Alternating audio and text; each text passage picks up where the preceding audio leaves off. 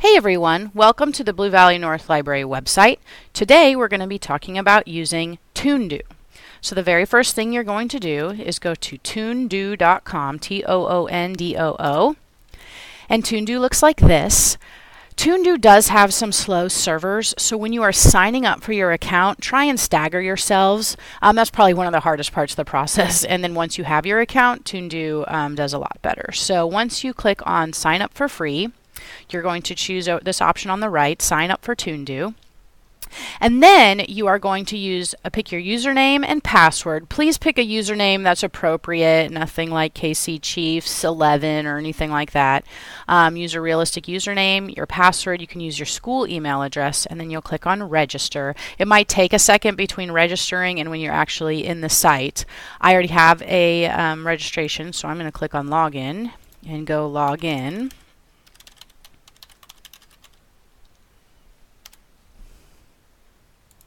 Sometimes the filter will block you from doing something without giving you any evidence that that's happening. So what you can do is, if things are going really slowly or if it seems like something should be happening that's not, you can open a new tab in Google Chrome and go to a really generic website like CNN.com, something that people go to all the time.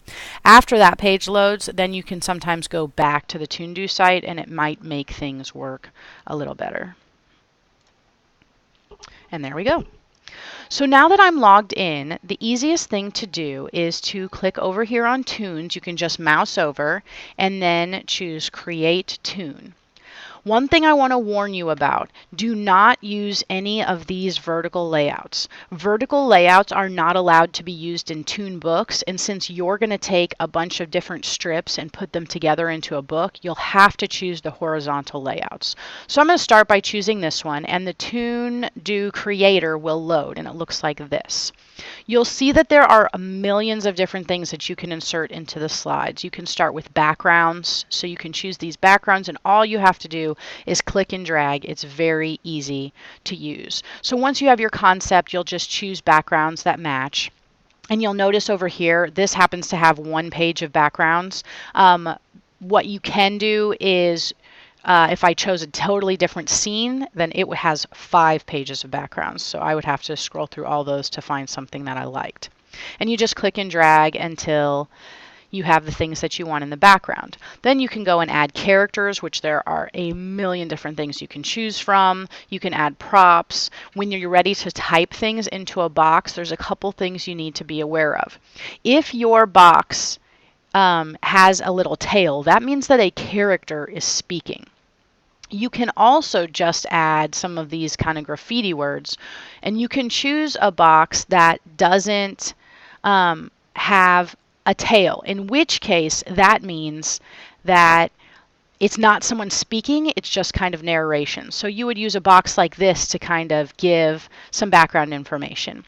If you want it to be kind of like a whisper, then you can use these boxes that have the lines around them. If you want it to be just a thought, then you use the bubbles instead of the tail. If you want it to be kind of yelling, then you can use these the bubbles that kind of have the ridges. So that's something that you need to know just about how things work in graphic novels. So we can just type something in here. In the beginning, blah, blah, blah. And as you type, it will get smaller and smaller text. You can also move this stuff around just by clicking and dragging. Everything's super easy to move around. You can notice all of these different things help you flip, rotate, clone your characters, anything like that. These things down here are so that you can upload pictures. You can also create your own characters with this trader option. It allows you to create your own little characters, and then you can save them and drag them into your scenes.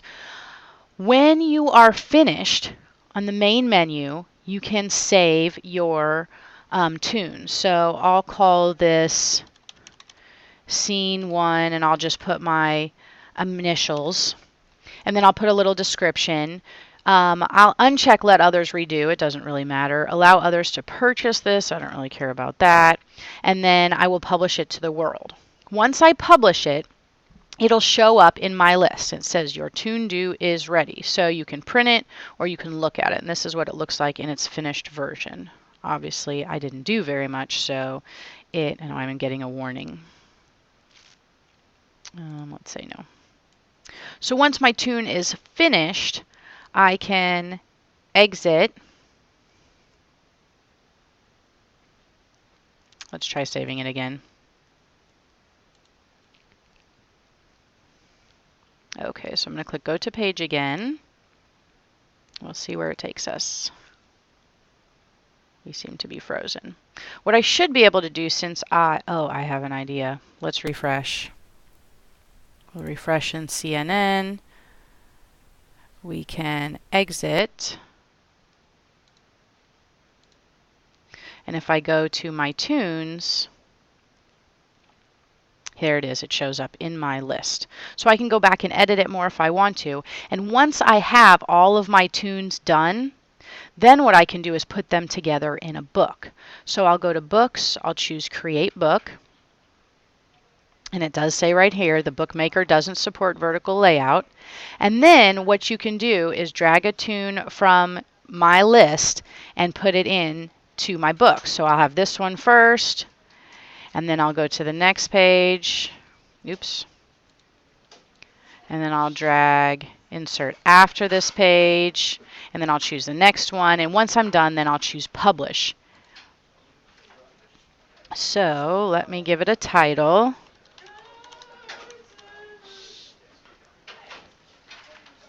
And now what I can do, if I view my book, you'll notice that there are some options down here.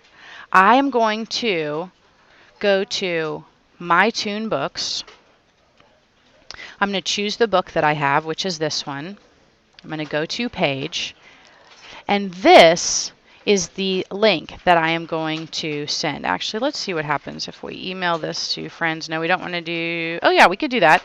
So what you're going to do is type your name here. And then I'm going to send this to bvnlibrary@gmail.com. And in the message, I'm going to say my name and my partner's name. And then I'm going to click Send. And that means you have officially turned in your Toondoo book. If you have any questions, please feel free to email Ms. Sneathen, or you can email myself, or you can email Ms. Gilman. And hopefully things work really smoothly for you and you end up with some really great books. Good luck!